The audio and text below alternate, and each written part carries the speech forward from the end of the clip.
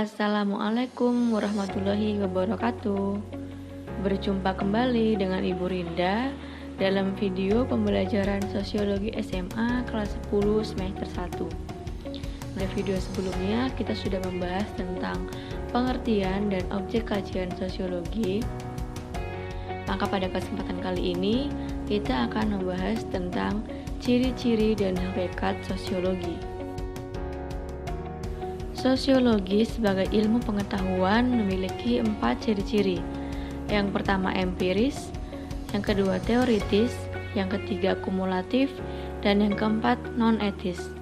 Nah, kali ini kita akan membahas satu persatu bagaimana itu ciri empiris, teoritis, kumulatif, dan non-etis. Yang pertama adalah empiris.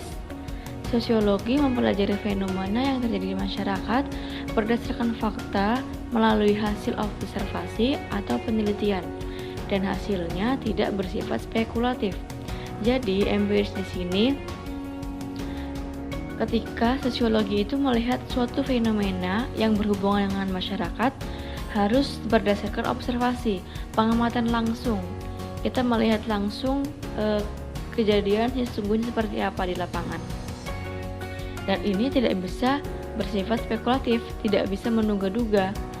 Contoh, misalnya tentang fenomena kemacetan di Jakarta.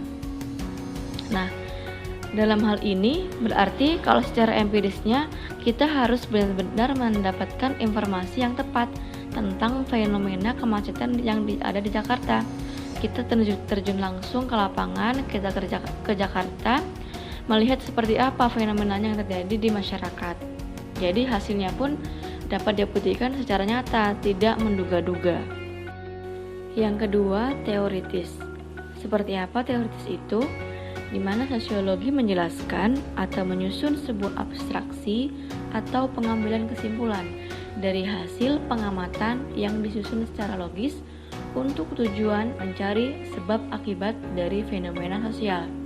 Nah, kalau kita mengambil contoh yang tentang fenomena kemacetan di Jakarta yang tadi, maka empirisnya itu kalian melakukan pengamatan langsung ke lapangan sehingga kalian mendapatkan yang namanya data tentang fenomena kemacetan di Jakarta. Nah, maka teoritisnya kalian bisa mengambil kesimpulan dari data yang kalian dapatkan tadi, bahwa kenapa di Jakarta terjadi macet. Ternyata penyebabnya karena banyaknya kendaraan pribadi atau karena banyaknya parkir liar, parkir sembarangan. Nah, itulah yang dikatakan hasil dari teoritis, yang mana menjelaskan sebab akibat dari sebuah fenomena. Yang ketiga, kumulatif. Kumulatif artinya teori-teori sosiologi dibentuk berdasarkan teori-teori yang sudah ada. Artinya, kita mengkaji suatu fenomena dengan tujuan untuk memperbaiki teori yang sebelumnya. Mana tahu ada hasil pengamatan yang dilakukan oleh orang lain yang kurang lengkap. Kalau dalam kasus fenomena kemacetan di Jakarta yang tadi, teorinya kita dapat bahwa kemacetan terjadi karena banyaknya kendaraan pribadi atau parkir-parkir liar. Namun ternyata setelah dikaji ulang lagi, diteliti lebih dalam lagi, ternyata kemacetan di Jakarta bukan hanya karena banyaknya kendaraan pribadi atau parkir liar, tetapi bisa juga karena kurangnya kendaraan umum yang layak, sehingga masyarakat kota Jakarta tidak mau menggunakan kendaraan umum yang tidak layak pakai tersebut. Yang keempat, non-etis. Non-etis artinya sosiologi tidak mempersoalkan baik buruknya suatu fakta, melainkan tujuan yang hendak dicapai dengan menjelaskan fakta tersebut secara analitis. Nah, kalau kita ambil contoh yang tadi, bahwa kemacetan itu merupakan sebuah fakta, kemacetan di Jakarta. Tapi non-etis di sini tidak mempersoalkan baik buruknya fakta tersebut, tetapi ingin menjelaskan kenapa sih fenomena itu bisa terjadi. Kemacetan itu kan merupakan suatu hal yang negatif kan? Nah, tapi sosiologi di sini bukan mencari keburukan dari permasalahan tersebut, tetapi ingin menjelaskan bahwa ternyata kota Jakarta itu macet disebabkan karena apa misalnya, sehingga nantinya bisa dicarikan solusinya. Pembahasan selanjutnya adalah tentang hakikat sosiologi.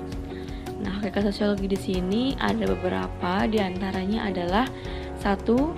Sosiologi merupakan ilmu sosial, bukan ilmu pengetahuan alam atau ilmu kerohanian. Jadi sosiologi itu ya ilmu sosial, ilmu yang berkaitan dengan masyarakat. Yang kedua, sosiologi termasuk ilmu pengetahuan yang kategoris, bukan normatif.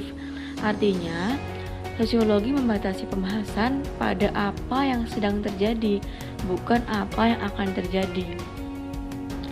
Jadi di sini yang dipelajari adalah sesuatu yang sifatnya fakta yang ada di masyarakat, bukan pendapat yang dimunculkan oleh seseorang.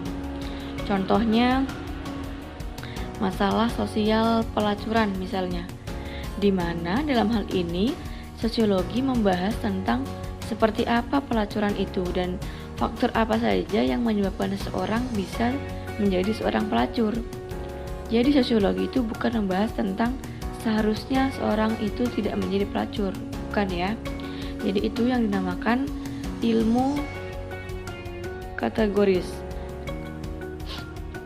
Selanjutnya yang ketiga adalah sosiologi adalah ilmu pengetahuan murni, bukan ilmu pengetahuan terapan.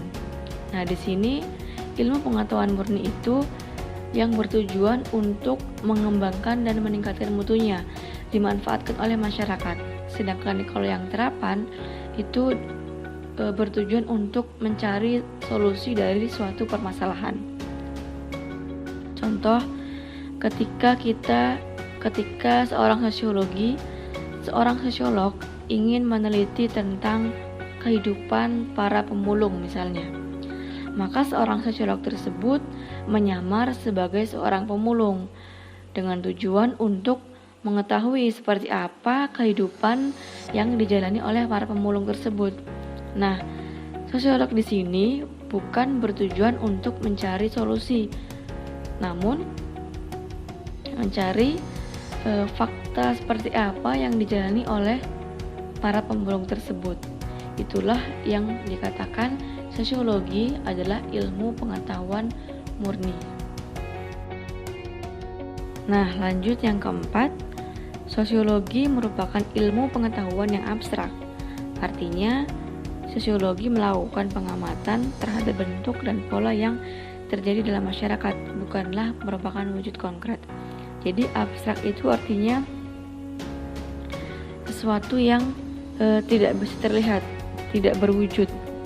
Nah, di sini contohnya ketika meneliti tentang permasalahan penipuan secara online misalnya, yang sering terjadi di sosial media. Dalam hal ini berarti peneliti tersebut meneliti tentang peristiwa yang terjadi dalam kehidupan masyarakat yang wujudnya bersifat abstrak. Dikarenakan wujudnya abstrak, kenapa? Karena para penipunya tidak kelihatan, tidak berwujud. Namun sebenarnya memang kasus ini itu benar-benar ada meskipun tidak terlihat wujud asli dari si pelaku tersebut.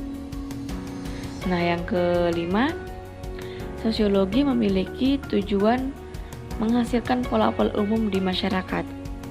Artinya di sini pola-pola umum itu adalah kebiasaan-kebiasaan umum yang terjadi di masyarakat.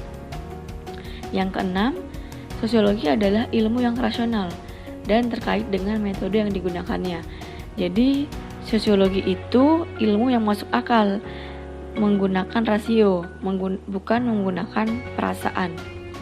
Yang ketujuh, sosiologi merupakan ilmu pengetahuan yang umum, bukan yang khusus. Artinya, sosiologi itu mempelajari gejala-gejala pada masyarakat secara umum, bukan gejala-gejala pada individu secara khusus.